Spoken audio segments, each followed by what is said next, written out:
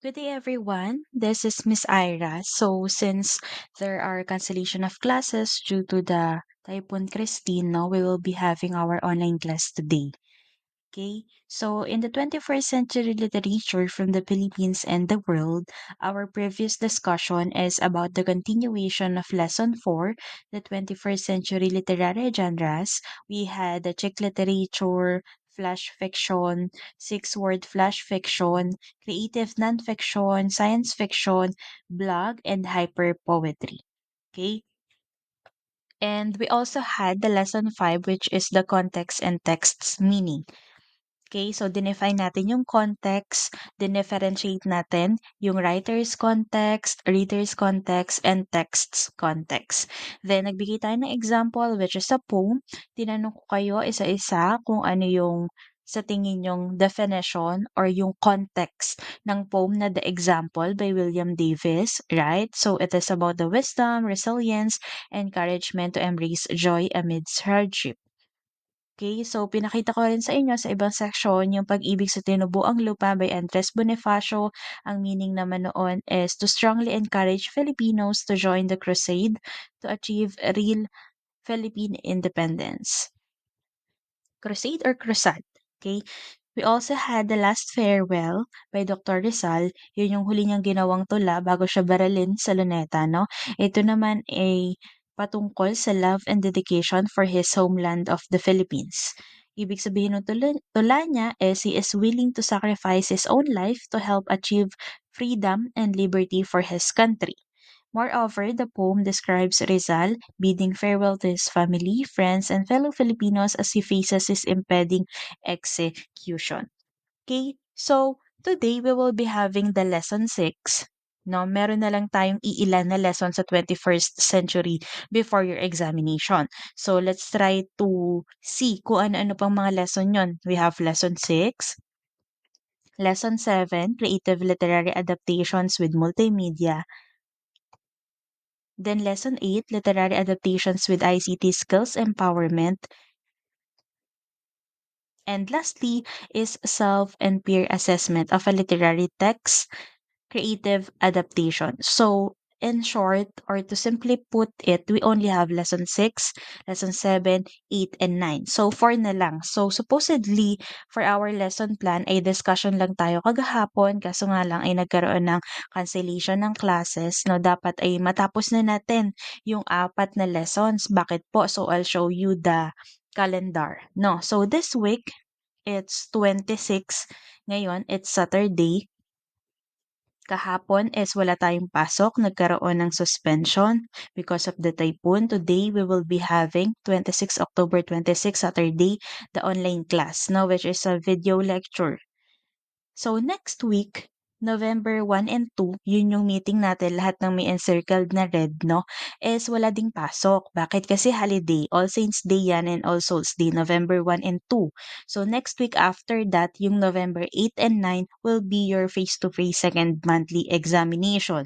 Okay, pen and paper po ito, 50 items lang. So I'm about to tell to you na hindi na po ako magagawa ng reviewer compared to the quarter one because I just created a reviewer because I just want to help you, no? Since you are still adjusting with the system and PWU, naninibago pa ang lahat. So ngayon siguro alam niyo na kung paano yung setup, kung paano ako magpa-exam, no? Medyo familiar na. So hindi na ako magbibigay ng reviewer for the second monthly examination. And another point is there are students na nahuli or naibigay sa akin yung concern na ginagamit daw nila yung reviewer sa mga hindi magagandang mechanisms like sa pagche-cheat, 'no? And nakakalungkot naman na exert ng effort for you to have an essay review, 'no, session. Kaso nga lang ginagamit sa ganoong paraan, so hindi naman yun maganda.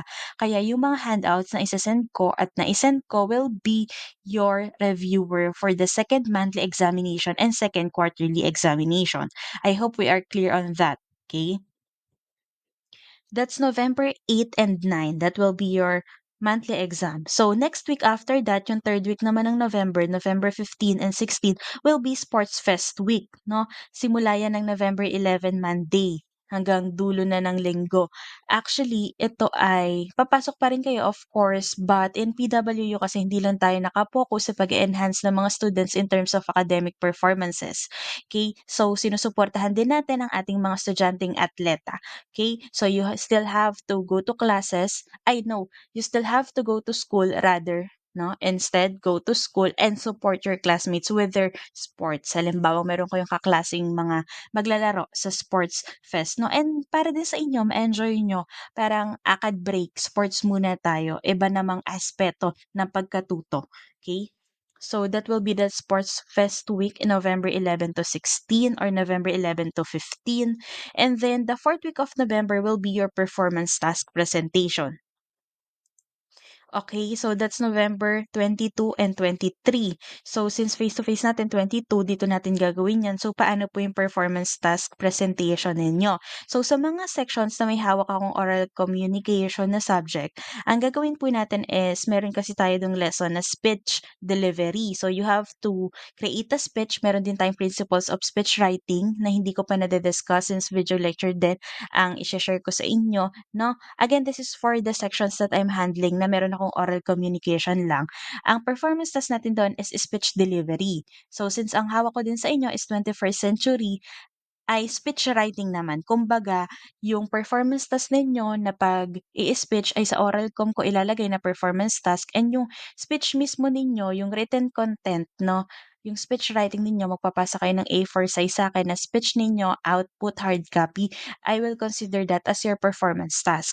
Okay, so for those sections naman na I'm handling 21st century literature lamang, I'll ask you to create a speech. No, you don't have to deliver it. Hindi tayo mag-i-speech sa mismong room, no?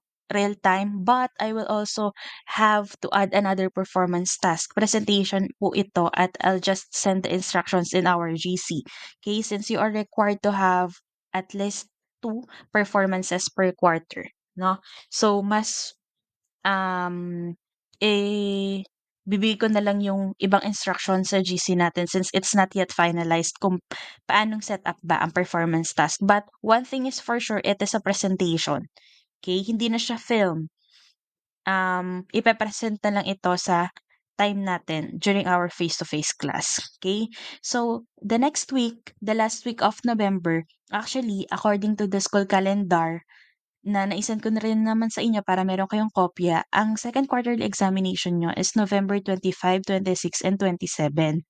But if there will be adjustments within the week din siguro yung examination, so hindi ko na nalagyan ng another agenda since baka ma-move or mahagip yung Friday. If ever naman na maituloy yung original schedule na November 25, 26, 27 ang inyong second quarterly examination, the Friday or yung meeting natin ng November 29 will be completion of requirements.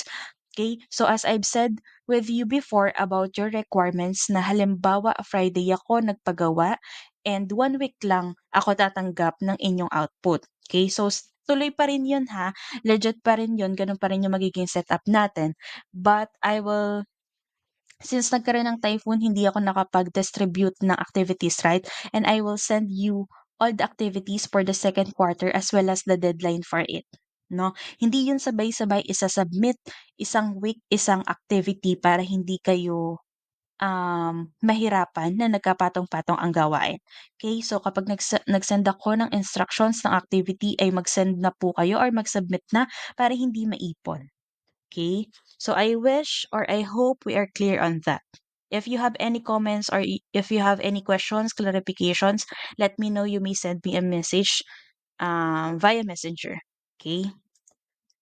So let's continue with our discussion. We are now in lesson 6. It is about writing a close analysis and critical interpretation of literary texts, applying a reading approach. No, ito yung nasa last part nitong presentation na nakaharap sa inyo ngayon, yung may blue na highlight.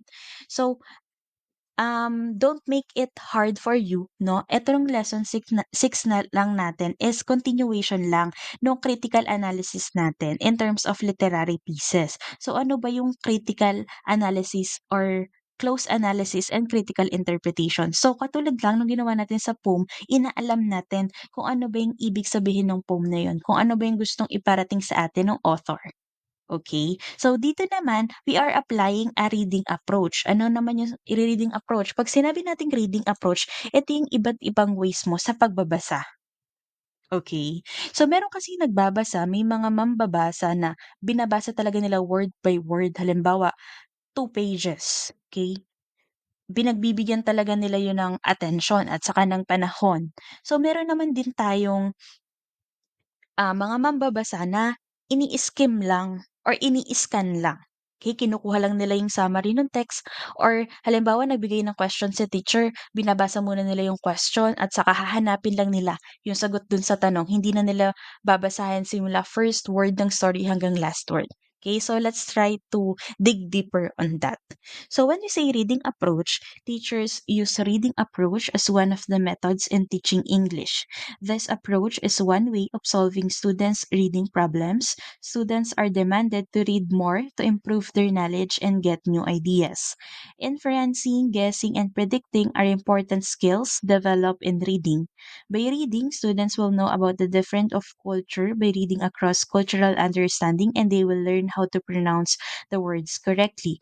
In the reading approach, students are expected to improve their English skills. Okay, so na-mention ko na din naman ito from our previous discussions, no, na malaking tulong talaga yung pagbabasa para sa atin, lalo na sa mga estudyante dahil nakakakita tayo ng unfamiliar words, no? First discussion pa lang natin, introduction sa 21st century literature, na i-share ko na 'to sa inyo. Right? So, nagkakaroon tayo ng idea sa iba't ibang kultura ng mga tao, nadadala kapag nagbabasa tayo, nadadala tayo sa pook na hindi pa natin napupuntahan. Ibig sabihin, we don't need to be physically present doon sa lugar. Ang kailangan lang is yung binabasa natin is giving us a very detailed description of the place, for example, of the food, ano bang lasa, ano bang nakikita sa lugar, no, for us to experience the same way. For us to Um, actually, parang nandun na rin tayo sa lugar na yun or parang kinakain na rin natin yung food na kinain noong author na nagde-describe sa libro. Okay, so in reading approach, natututo tayo, nagkakaroon tayo ng idea, ano ba 'tong bagong word na 'to? That's why I'm encouraging everyone, just like what I've told you before, na whenever you encounter unfamiliar words, try to search it in Google right away. Gamitin natin yung internet in very or in a positive light, 'no? Para madagdagan yung ideas natin, yung kaalaman natin. And of course, it improves our English skills.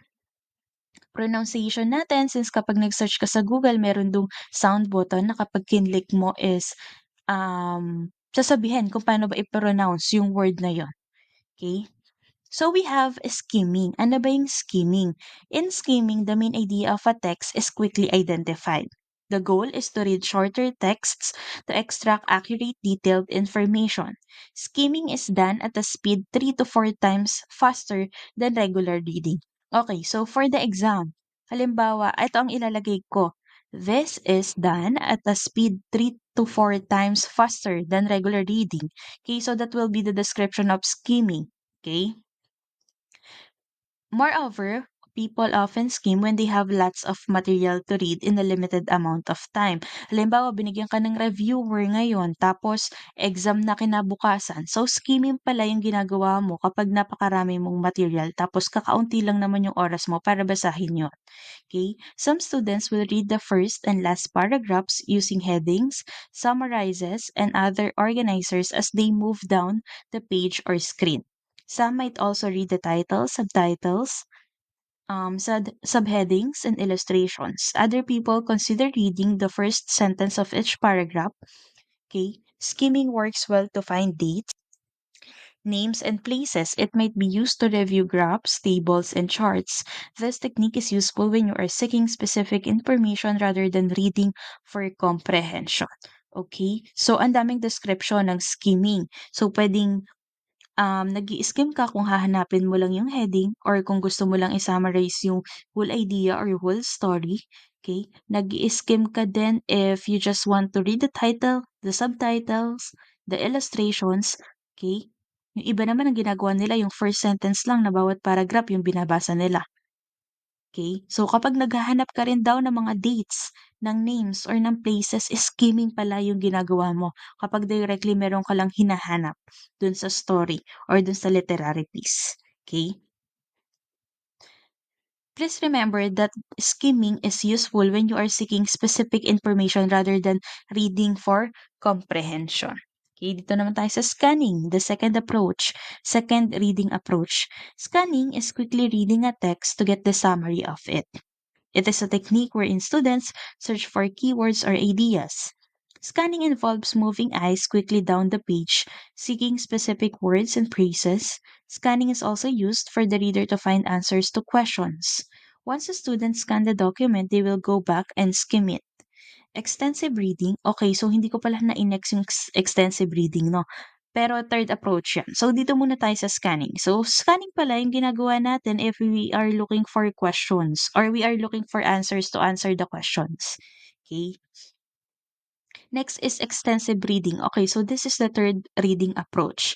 Extensive reading is an approach to language learning, including foreign language learning. By means of a large amount of reading, the reader's view and review of unfamiliar words in a specific context will allow the reader to infer the word's meaning, to learn unknown words. Extensive reading is the free reading of books and other written material that is not too difficult for readers. Okay, so for example, nagbasa ka ng isang libro and merong, sequel or merong pang version 2 nung libro. So ikaw, gusto mo pang madagdagan yung kaalaman mo about that particular history, halimbawa that's the concept of the, book that you are reading, magkakaroon ka ng extensive reading. I-e-extend mo yung pagbabasa mo. Dadiretso ka dun sa version 2 for you to have a deeper understanding or, mas mapalawak pa yung kaalaman mo about that particular history.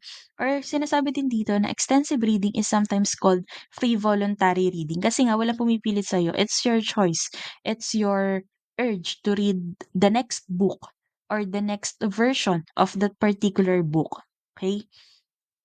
So, moreover, idadagdag ko na rin na kapag extensive reading, papasok din dito yung mga or yung mga unfamiliar words na hindi mo alam and then isa-search mo.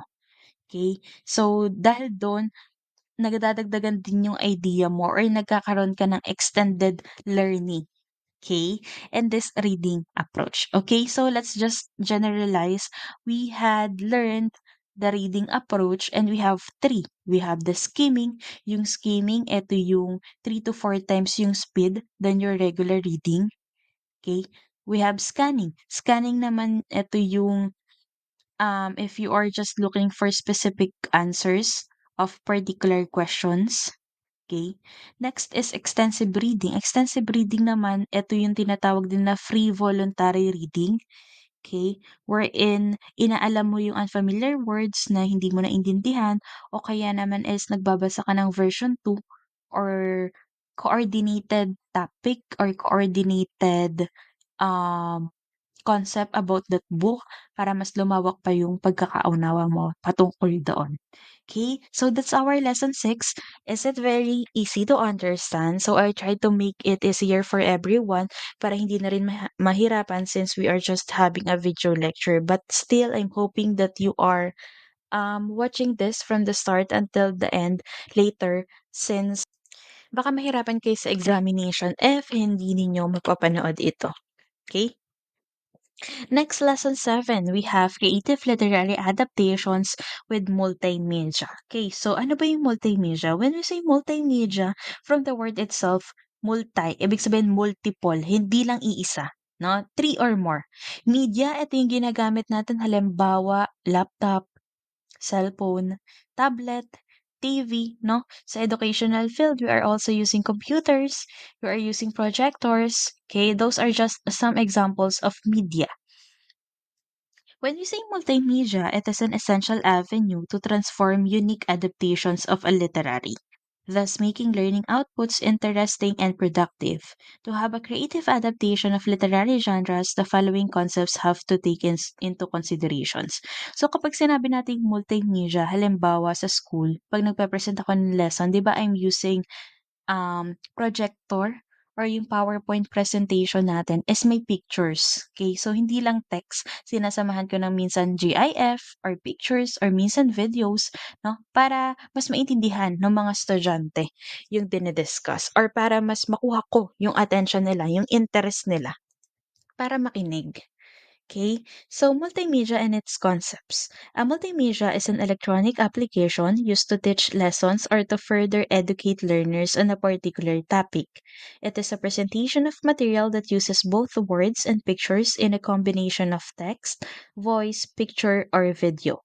Okay, so ang multimedia daw is hindi lang words. Dapat magkasama yung words and pictures. Combination siya ng text, ng voice, ng picture o kaya daw ay ng video. Okay? Using interactive digital tools to tell a story is called digital storytelling and often uses a combination of multimedia venues to complete the task. The use of multimedia allows educational ideas and materials to be presented in a more artistic, inspired, and engaging way. So, yun yung nabanggit ko nun. Para mas ma-engage ang mga students, kailangan hindi lang panay words, dapat may pictures yan. Okay, so there are also students na mas interested sila kapag figures yung nakikita nila. Kapag words, nahihirapan silang ma-digest yung lesson. Pero kapag may pictures, natutulungan silang mas maintindihan ng mas mabilis. No? Katulad na lang ng hyper poetry. No? Di ba kapag poem, text lang, okay, so ikaw mismo ang iintindi. Pero kapag hyper poetry or yung 21st century literary genre yung pinag-uusapan natin, meron ng picture na kasama bukod dun sa text ng tula. Okay, so for you to understand it easier and better. Okay. Next, B, uses of multimedia and its formats.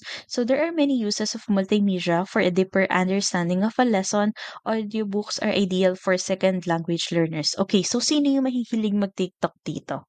O kaya mag-shopping or bumili sa TikTok. So kung mapapansin ninyo, meron doong mga audiobook, no? Sa baby kasi dati, 'di ba ang itinuturo lang pa lang naman sa kanila muna is yung mga sounds like ba, ka, ga, kaya yung hmm, hmm, ma, yung mga gano'n. 'Pag letter M, mga sound lang muna. So, napakalaking bagay ng mga audiobook kasi sa audiobook, may button siya, yung mga libro 'no, physical libro 'to ha, as in para siyang libro. Pero yung twist is 'pag pinindot mo merong sound na nalalabas. Okay, so may audio na yung libro. Okay, so audiobooks are ideal for second language learners. Song files and music videos can be used to compare social norms in different eras. Multimedia can offer students a better understanding of the lesson. Okay, so the multimedia formats from various media include text and graphics for slideshows, presentations, diagrams, and infographics. Audio has podcasts and recordings. Screen captures, lecture captures, and animation are examples of video components of multimedia. Other multimedia components include blogs, vlogs, webinars, and other interactive content. Okay, so alam niyo na yung pinakaiba ng vlogs na letter B sa vlogs na letter V or victory, right? Okay. So ngayon is, I'll give another example, very, technology advanced na, tech advanced 'no, very fast-paced na yung mga nangyayari in terms of technology. Halimbawa, yung mga podcasts, 'di ba 'pag sinabi nating podcasts, maririnig mo lang siya, para lang siyang Spotify. Pero ngayon yung podcasts meron na ring video, right? Mapapanood mo na rin habang sila ay nagkukuwentuhan or nagbibigay sila ng idea or nagkukuwento sila. Right? So meron din tayong, if you are aware of Tony Talks 'no, I think this is one of the first, um, ideas 'no, na yung konsepto na may nag-i-interview tapos YouTube content. So, feeling ko dun nag-start yon sa as far as I know. And then ang dami ng gumaya ng mga artista na ganun yung konsepto. Kaya nagkukuwentuhan sila tapos bukod sa audio is meron ding video, okey? Okay, so now, multimedia applications include the interaction of different media types like animation, video, text, and sound. It has become a part of our lives as soon as we enter the digital age. Okay, especially you, no? 1 year old kayo, 2 years old, toddlers, elementary days, sa junior high school, senior high school, you are very immersed with the digital age, no? Meron ng phones, meron ng mga Facebook, social media platforms, right? So before the modern technology, there are tools helping us appreciate some of the types of multimedia such as videos on television. So matagal na naman ang television. So dati is mga video-video pa lang sa TV na papanood. Kumpara ngayon, lahat is meron ng cellphone. So parang hindi na siya luxury, no? Luxury, hindi na siya luxury, ano na siya, needs na ang phones kasi para nga magkaroon ka ng parang sariling identity in Philippines, kailangan meron kang SIM card, 'no? Tapos ire-register mo 'yun para sa iyong, other accounts like email, connected na sa phone number mo. Tapos per person dapat isa lang or sa, GCash 'no, e-wallets na kahit hindi ka na magdala ng cash, basta meron kang mga GCash, PayMaya, makakabayad ka na, okay? So, it's very advanced. Sabi din dito, there are various components of multimedia. Ano ba yung bumubuo or components ng multimedia? We have videos, okay? So, digital video is a primary component in multimedia, especially those that appear online and on television. The different formats of these types of multimedia include WMI, AVI, MPEG, and Flash.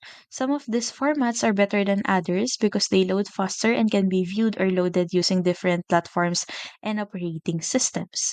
Many videos have changed formats ever since the mobile phone industry became more advanced in technology. Many of the video formats require plugins on browsers and specific mobile applications to load. Okay, so katulad na lang ng film ninyo, na How My Brother Leon Brought Home a Wife. So, there are cases, especially kapag sa iPhone kayo nag-video, hindi ko siya ma-open dito sa laptop because kailangan ng specific application or video application para mapanood ko yun. No, yung MOV or HEIC, yung dulo, kapag hindi MP4. Kaya kung maalala nyo, doon sa instruction ko na ibinigay, the video should be in MP4 format. So, kung hindi ganun yung pinasa nyo, dun ako nahirapan na mapanood. Kaya yung iba is minessage ko na wala ba talagang audio or, malabo ba talaga yung video kasi nga nahihirapan akong maghanap ng applications. Kailangan ko pa mag-download para lang mapanood. So, I just use different, digital product. Like kung hindi puwedeng mag-play or hindi nagpe-play sa laptop, tinry ko na lang sa phone. So, ganun na lang yung ginawa. So dito sa first component of multimedia natin, which is videos, sinasabi na there are a list of formats. Okay, meron tayong MPEG, AVI, WMA, Flash, MP3, MP4. So MP3, I think this is just for the audio, if I'm not mistaken, and MP4, ito naman yung sa video. Okay, so alongside with this table is the description for this video formats. Okay, so next is animation. So, pag sinabi nating animation, ito yung mga cartoons na gumagalaw, no? For example, we have Mickey Mouse, Minnie Mouse, yung naghahabulan sila, Tom and Jerry. Okay, so those are kinds of animation. Animation is a form of art for most people, especially those that are in the business of producing animated movies. Right now, animation has become interactive, allowing users to directly affect the outcome of animated components and events. Flash is the most common platform for animation, and using this component, the interactivity of animation is enhanced. Okay? Next, we have text. Of course, pag text, yan lang, yung parang nakikita nyo sa PowerPoint presentation natin right now. Walang pictures, walang images, walang videos, walang GIFs, just text.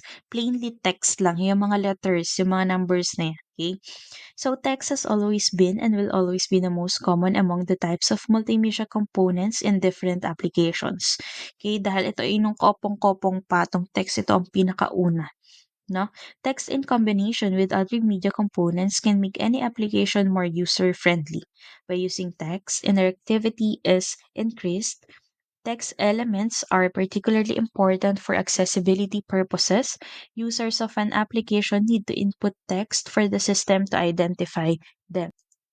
Text is also used to create a digital signatures such as passwords. Okay, so next we have images. Of course, images, ito yung mga pictures. Digital image files are needed to create videos and animation. Okay, so hindi rin mabubuo yung mga videos at mga animations kung walang images. Okay, so a user would sooner go to a website filled with colorful photographs than one that contains only text elements. Familiar image formats include JPEG and PNG. These formats permit editing.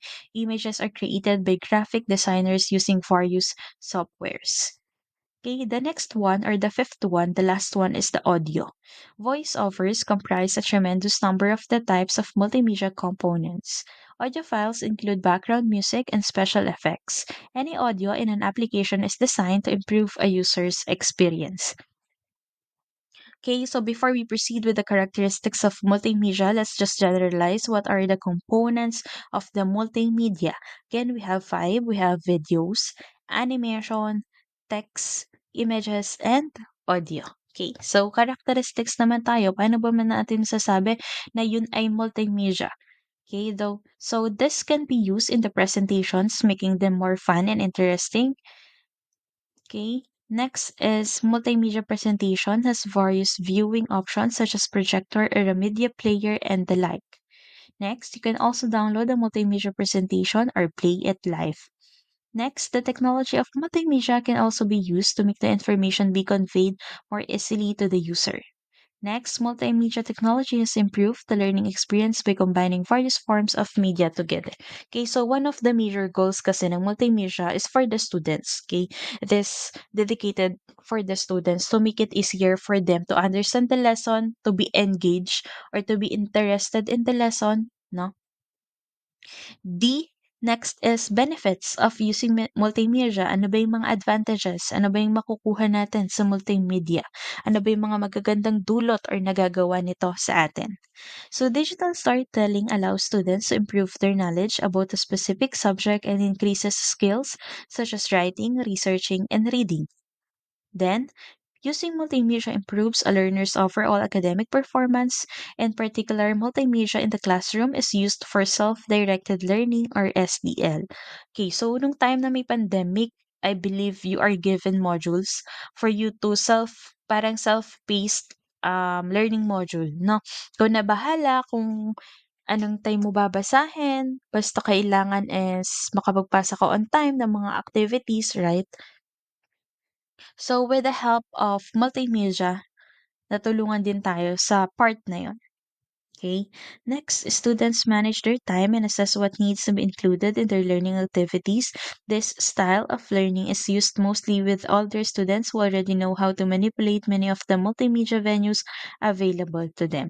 Okay, so there are also cases na yung students kapag hindi nila naintindihan yung lessons or medyo malabo, kumbaga, kapag in-explain sa classroom, ang ginagawa nila is nanonood sila ng YouTube, which is the video lectures or video discussions. Because in there, posibleng may mga images or may other resources pa na in-include yung teacher doon na mas maiintindihan nila. Particularly images, videos, yung mga video lecture like mga animation, tapos konting description or subtitles na lang, mas mabilis nating maintindihan. Okay, so there are also cases like that. And that are the benefits of using multimedia. Okay, so that's it for our lesson 7. We have multimedia, the 5 components of multimedia, the characteristics, and the benefits of using multimedia. Okay, so we just have 2, no, for our 21st century literature. Yung pang-8 natin, the next lesson, this is literary adaptations with ICT skills empowerment. Okay, so ano naman ito? Let's start with the basic elements of a short story. Okay, so we have the character. This was discussed with you around grade 8 or 9, if I'm not mistaken. Let's just have a refresh or review. Ano nga ba yung mga basic elements? Ano ba yung bumubuo ng short story? First is of course character. Di naman mabubuo yan ng walang mga actors. walang protagonists or antagonists. Okay? So, the character element is the person or people in a story. Yun yung mga gumaganap character. Sometimes the characters are not human. Some may be animals or spirits. Incidentally, even when non-human characters are used, they tend to have human characteristics. Characters are usually of two types, the protagonist and the antagonist. So when we say protagonist, ito yung bida, and antagonist. Yun naman yung kontra bida.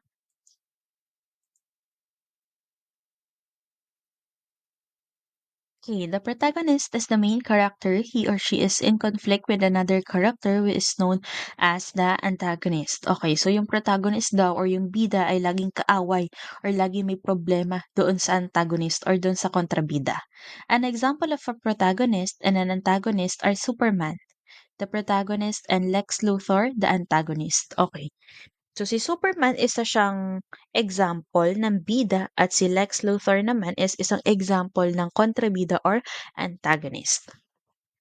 Next basic element of short story is the setting. Kapag sinabi nating setting, ito yung lugar kung saan nangyayari yung kwento.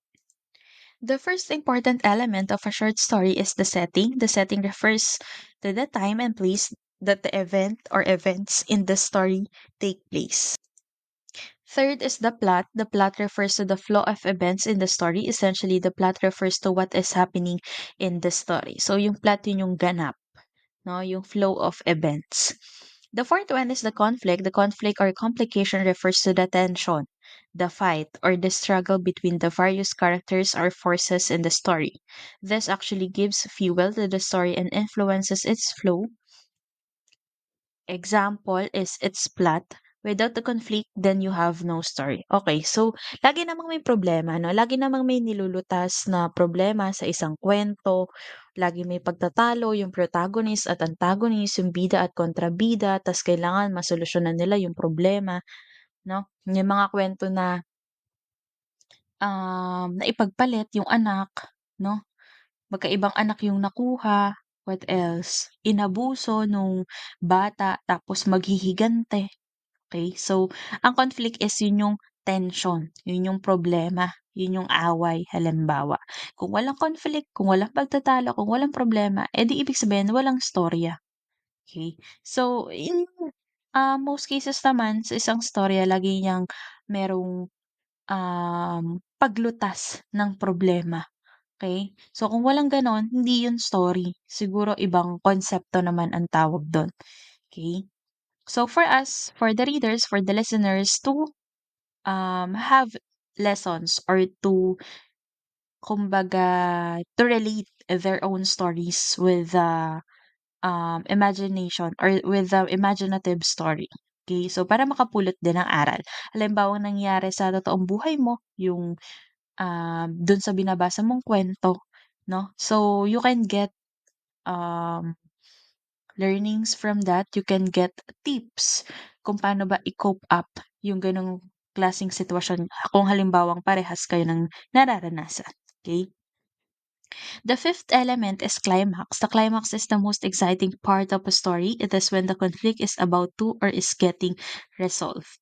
Halimbawa is, nahanap na yung nawawalang anak, okay, or may nakapagsabi na, na yung anak na nawawala pala ay yung yaya, 'no, halimbawa. So, may mga gano'ng kwento, eh. Okay, so that's the fifth element. Next is the theme. This element refers to the topic that the writer writes or comments on in his or her writing. The theme is the motive of the story, that is, it permeates the whole story and recurs throughout the narrative. An example of a theme is the topic of bravery in Harry Potter. Okay? So, anim po yung elemento ng short story, basic elements. So, we have first is the character. Again, character yun yung mga tauhan. Pwedeng tao, pwedeng mga hayop or spirits or any elements, no? Usually, kapag hindi tao yung character, meron din namang human characteristics or pag-uugali ng tao pa rin yung ikinukwento doon sa storya. Halimbawa, pag langgam, masipag 'no, katangian pa rin ng isang tao yung pagiging masipag. Pero ang, character or ang actor na inilahad doon sa storya ay hindi tao kundi hayop, 'no, or insekto. Okay, so next is setting. 'Pag sinabi nating setting, ito yung lugar kung saan nangyayari ang storya. Plot, ito naman yung flow of events. Conflict, ito yung problema. Sabi nga kung walang conflict, kung walang problema ay wala rin namang storya, 'no? Climax, ito na yung pinaka-exciting part. Nahuli na kung sinong pumatay, okay? Theme, ito naman yung anong umiikot dun sa storya, anong kapupulutan mo ng aral? Puwedeng pagiging matapang, pagkakaroon ng lakas ng loob, 'no, pagiging masaya sa buhay, 'no. So, those are some examples of theme of a short story. Okay, so that's it. So, pasok naman tayo dito sa B, Information and Communication Technology or ICT. So, dito naman,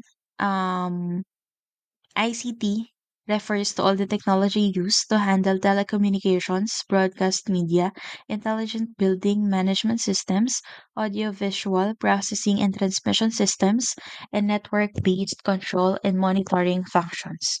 ICT is often considered an extended synonym for information technology. Ang IT or information technology is the use of computers to store, retrieve, transmit, and manipulate data or information.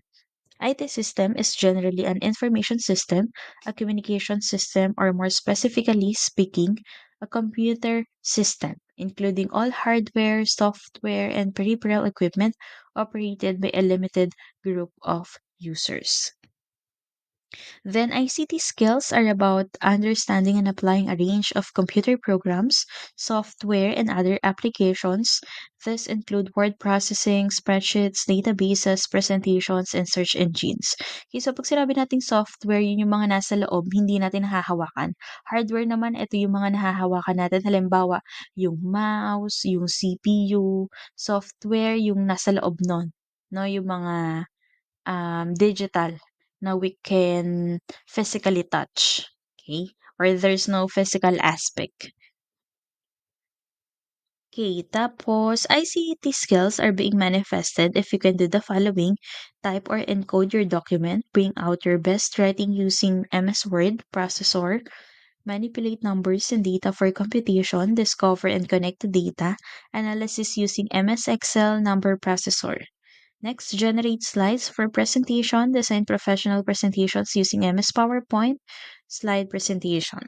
Next, create everything from labels to news writing and marketing materials using MS Publisher.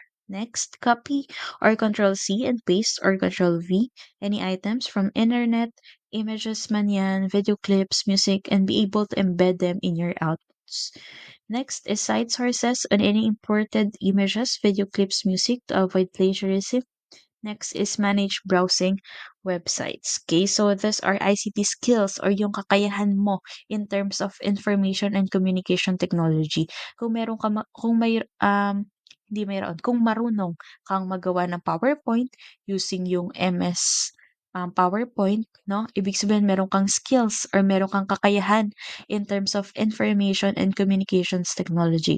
Kapag marunong ka mag-download ng mga YouTube music, halimbawa, kung alam mo yung ibig sabihin ng plagiarism at iniiwasan mo ito dahil nagsa-cite ka ng resources mo or ng sources mo sa kahit na anong nakukuha mong content or data using the internet.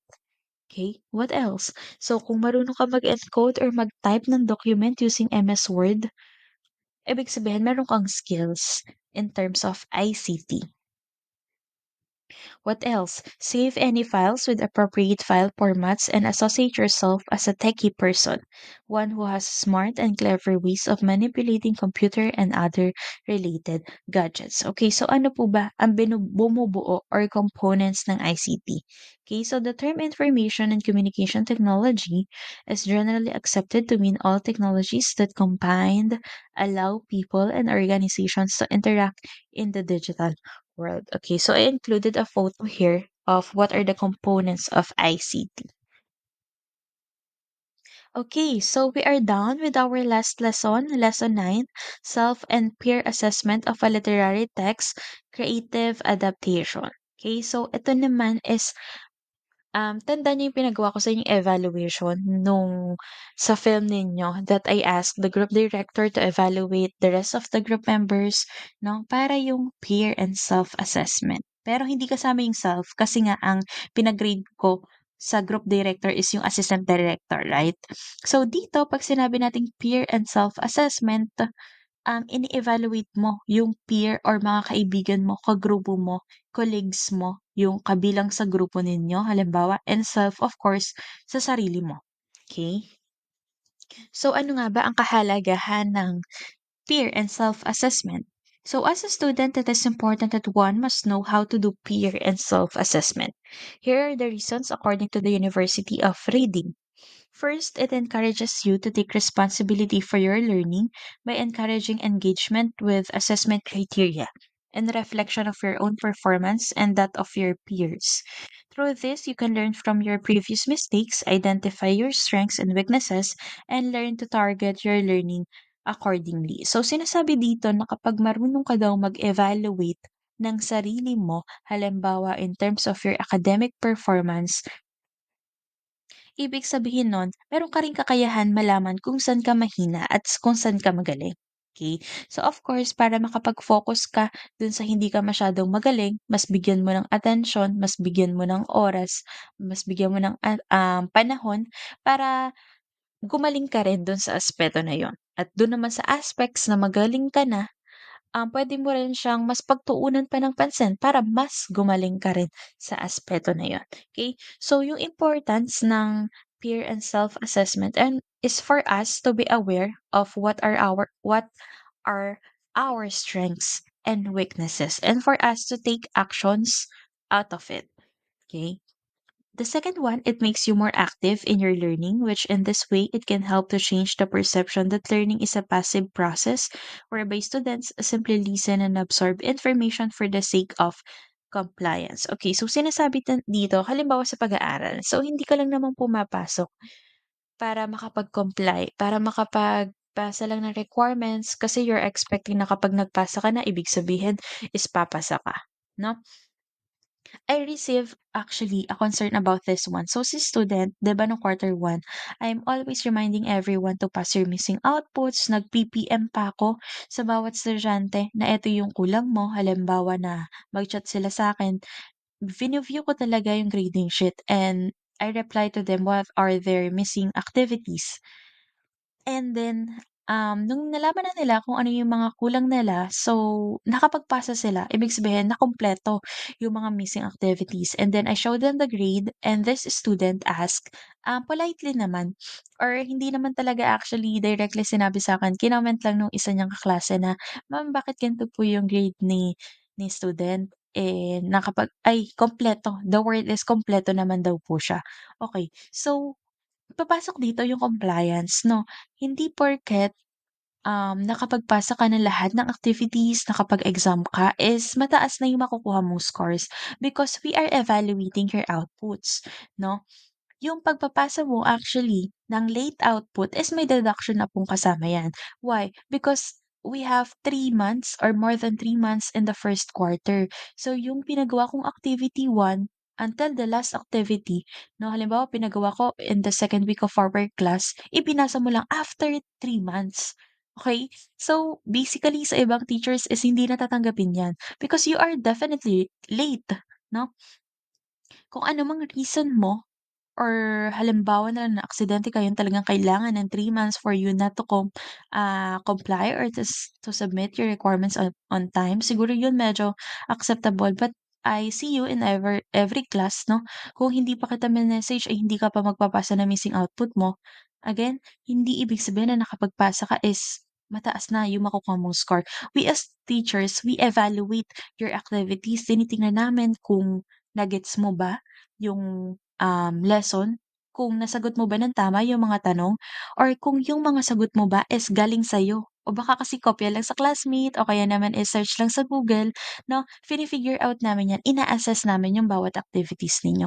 So, it is also an eye-opener for everyone na hindi porket kumpleto ka sa iyong activities ay you'll get the highest grade or you'll get a high grade. Okay, so kaya nung quarter two is medyo nag-adjust ako because of that comment din na, ay, students pala are expecting a higher grade kapag kumpleto sila 'no, kumpleto na may panipi or may quote, kumpleto sila sa requirements. That doesn't work that way 'no. So ngayong quarter two, I won't be accepting late activities unless sa 1 week lang, within that week. Okay, so it should serve as a lesson din for everyone na to submit your activities on time para dun sa mga hindi talaga responsible na students is makita nila kung ano talaga yung lalabas na grades na hindi ko na i-input yung mga missing outputs nila since nakapag-adjust na naman ng quarter one and lagi ko din naman nire-remind na, "Okay, so for the quarter two, I will just, accept your activities within the week that I ask you to do it or isang linggo lang yung palugit sa pagsa-submit niyo ng inyong missing activities." Okay, so papasok yun dito sa number 2 natin 'no, hindi lang compliance ang pag-aaral 'no. Dapat nag-aaral ka for you to be a better person, para mas may matutunan ka, madala mo sa college, madala mo kapag nagtrabaho ka na, okay. So, hindi mo naman talaga matatandaan yung every lesson for each subject. Lesson one, halimbawa sa understanding the self, lesson one is about philosophical perspective. So, hindi mo naman matatandaan lahat ng philosophers na yun. Ang matatandaan mo is the very important ones, the character development, personal growth, 'no? The next one is it enables you to better understand assessment expectations and work towards improving your own performance. Getting yourself more actively involved in your assessment can make assessment itself a means by which you can develop. Okay, so in-assess ko kayo ng quarter one, nalaman ninyo yung grades nyo. Actually, yun ay binigyan ko pa ng consideration since tumanggap nga ako ng mga late outputs. Okay, so this time naman alam nyo na kung paano yung ginawa natin, alam niyo na kung ano yung performance ninyo, and this is your chance to double the top your efforts 'no, paggawa ng activity for you to get a higher grade para mas umokey yung assessment sa'yo 'no. Para kasi ngayong quarter 2 alam mo na kung ano yung i-a-adjust mo, eh, 'no. Halimbawa, mababa grade ko siguro kasi late ako nagpasa. So this time ipapasok ko na dun sa timeline, dun sa duration, sa deadline na binigay ni ma'am, okey? So you know what modifications you should do, right? Next, peer and self-assessment are important to learn for a student like you, and in order to achieve this, it is essential that your assessment criteria are clear and fully described through the help of your teacher. Taking this step further and allowing you to contribute to the assessment criteria can serve to transfer ownership, fostering deeper engagement with the assessment and learning. Okay, so sinasabi lang dito na napaka-importante sa mga estudyante, sa mga nag-aaral yung peer and self-assessment. Sa peer assessment naman, kanina kasi napag-usapan natin yung self, yung evaluation mo sa sarili mo in terms of learning or in your academic performance.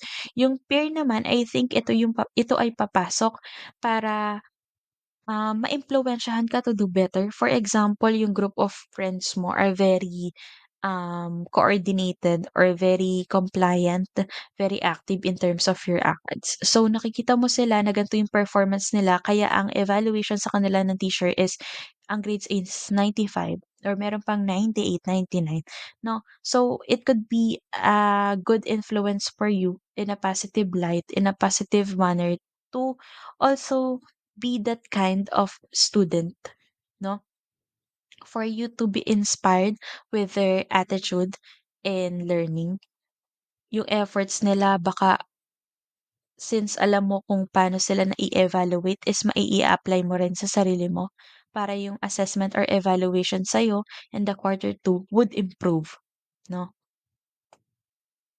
Okay, so what is literary text adaptation? Ano naman yung literary text adaptation? Okay, so to put it simply, when we say literary adaptation, halimbawa is libro siya, tas gagawin siyang film.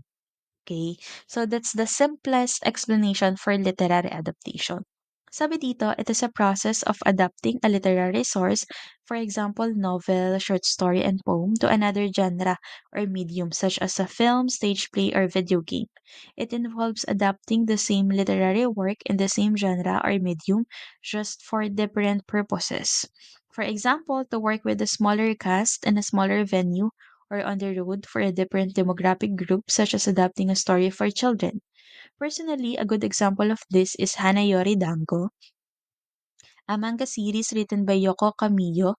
It was set in Tokyo, Japan, and told the story of a middle-class teenage girl named Makino Tsukushi who starts attending a prestigious high school called a Toku Academy. Okay, so kung familiar kayo sa Boys Over Flowers, yung Korean version, yung sa F4, sila Janbi, Go Junpyo, so ito yun, no? The school is ruled by F4, aka Flower 4, a group of hot guys from the country's richest families. The group's leader, Dom Yuji Tsukasa, bullies her and later develops feelings for her. But Chukushi falls for his BFF Hanazawa, Rui, instead. The rest of the F4 members are named Nishikado, Sojiru, and Bimasaka Akira. As the years have gone by, several adaptations were made for this manga. Okay?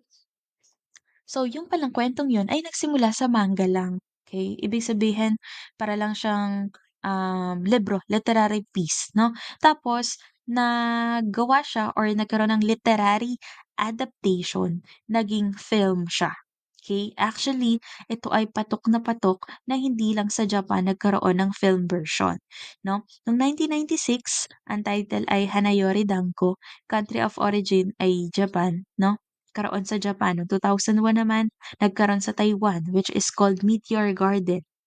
Okay? So, noong 2005 naman, nagkaroon ulit ng another version sa Japan, Hanayori Dango.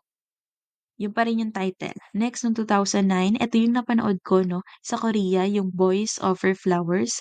Noong 2018 naman, sa China, nagkaroon, same title with the Taiwan, Meteor Garden din. Noong 2021, nagkaroon naman sa Thailand, which is entitled F for Thailand. Okay? So, napakasikat nitong kwentong to at napakaganda din. Dahil 3 beses ko ata ito napanood. Paulit-ulit lang. This is one of the most interesting stories I've watched and the most na parang ako'y attached na attached dito sa film na ito. Dito sa Boys Over Flowers, yung Korean version. Okay? So, next question, what do we want in a literary adaptation? According to Watts, year 2020, in the article entitled, What Do We Want in a Literary Adaptation? There is complexity and difficulty to commit as regards to determining what makes a good adaptation. Which matters more, the quality of the film itself or how accurate it is to the book it's based on? Literary text and literary adaptation are different art forms, such as in the case, for instance, between novels and films. Instead, she noticed 4 different types or levels of adaptation, each has varying degrees of adherence to their source material. Okay. So instead of answering bakit ba kailangan natin, bakit ba gusto natin ng literary adaptation? Bakit ba gusto natin na from book nagiging film? Okay. Sinabi dito na meron daw 4 na levels or stages yung adaptation. The first one is the museum adaptation. This type is concerned with preserving every possible detail of the book exactly how it exists in the book, just transferred to the film as a medium. Okay, so museum. From the word museum, ang papasok agad sa isip natin is yung preservation or pine-preserve. 'Di ba sa museum, pine-preserve yung mga lumang vase, halimbawa, lumang gamit, damit um, ng hero na ito, no? Lahat yan pine-preserve. So, dito naman sa the museum adaptation, sinasabi dito na yung adaptation in this level is parehas na parehas doon sa book na pinagbasihan. Kung ano yung nasa book, eksaktong-eksakto, yun din yung nasa film. Walang nawala. Okay? The artful adaptation number 2. It is concerned with finding balance between being true to its own as a work of art. Accordingly, it is like a conversation between the book and oceans rather than preserving every detail like a museum. An artful adaptation finds the essential elements of the book and interprets them in ways that meaningful for the audience. Okay, so the artful adaptation, dito naman is may say yung public. Ibig sabihin kung ano yung gustong makita ng audience, yun yung, hina-highlight nila. Hindi ito katulad ng museum na eksaktong-eksakto kung ano yung nasa libro yun din yung nasa film. Sa artful adaptation merong views or merong perceptions, merong opinion yung public, okay. The third one is the loose adaptation. This type is concerned about keeping a few elements or some semblance of the premise of the book it's based on, but then more or less does its own thing with them. Often, this type of adaptation is discussed in negative terms as if its lack of exact similarity to its source material is somehow a failure. Okay, so from the word loose, no? The loose adaptation dito naman is merong kulang kumpara dun sa libro. Siyempre tayo halimbawa ako may favorite book ako, halimbawa yung Diary ng Pangit, 'di ba sobrang usong-uso yun yung kila James Reid na film, saka kay Nadine Lustre. Before, naalala ko nung junior high school kami, dalawa lang kaming classmate ko na nagbabasa sa e-book. No, e-book pa yun eh, tapos yung cellphone nun SD keypad pa. Nagamit pa kami nun ng memory card para magbasa nun. So kami lang yung nagkukuwentuhan and then nag-boom yung e-book, nag-boom yung Diary ng Pangit because of the film, 'no, na again ginanapan ni James Reid at saka ni Nadine Lustre. So ako na very fan nung doon pa sa e-book or dun sa book pa ng Diary ng Pangit is alam ko yung bawat kwento, 'no? Parang alam ko yung pagkakasunod-sunod, alam ko yung okey yung scene dito yung sa boy bawang, yung parang may mumu dun sa nakulong silang isang room, 'no, after nilang mag-meeting. Ng mga para silang, student council si James Reid kasi yung, president dun. Okay, so nakulong sila dun ni Nadine Lustre o ni Ea. Okay, so tandang-tanda ko yun and then nung pinanood ko yung film super excited ako kasi hindi ko talaga expected na there will be scenarios or scenes na hindi isasama dun sa film and may hindi isinama and parang sobrang heartbroken ako at the end of the film yun talaga yung natandaan ko, yung mga scenarios na hindi naisama. So katulad yon ng The Loose adaptation, okay. So dito sinasabi na failure na daw ang tawag kapag gano'n yung senaryo. Kapag may mga cases, may mga scenes na hindi naisama na nasa libro pero wala dun sa film, it is already considered as a failure, okay, in the third level. Next and the last one is the transformative adaptation. So this type of adaptation seeks to highlight the timelessness and universality of their source works, messages, and themes. So dito naman is there are improvement but still naka-focus or naka-highlight yung ano ba yung message, hindi nawawala yun. From the book itself, anong mensahe yung gustong iparating sa readers, nung naging film, ganun pa rin. Hindi pa rin nawawala yung essence. Okay? So that's it for our lesson 9, again, just a brief generalization, self and peer assessment, okay? Yun yung evaluation mo sa sarili mo and sa mga taong nakapaligid sa'yo or friends mo, yung mga kakilala mo, okay? Literary text adaptation, ito yung from book naging film. Okay, nagkaroon tayo ng different types. Meron tayong museum adaptation, yung museum kung ano yung nasa libro, pina-preserve, eksaktong-eksakto yun yung nagiging kung ano yung nasa libro, eksaktong-eksakto lahat ng scenes, scenarios, yun din yung lalabas sa film. Okay, the artful adaptation naman, meron ditong say ang public opinion. Okay, binabase nila sa POV din ng audience. The loose adaptation naman, ito yung from libro, merong mga scenarios na nabago nung naging film na or hindi na isama. Okay, para sa'yo bilang manonood or mambabasa medyo kulang. So tinatawag nilang failure if ganun yung setup na nangyari. Then the last one is transformative adaptation wherein buo pa rin yung mensahe, yung essence nung story from book to the film. Okay, so that's it for our discussion. Inabot na tayo ng 1 hour but I hope everyone or most of the students will be listening or will be watching this video lecture from the start until the end. Okay, so I'll be sending in our GC the handout as well as the activities. I hope everyone is dry and safe. Okay, so that's all. Thank you and keep safe pa rin everyone.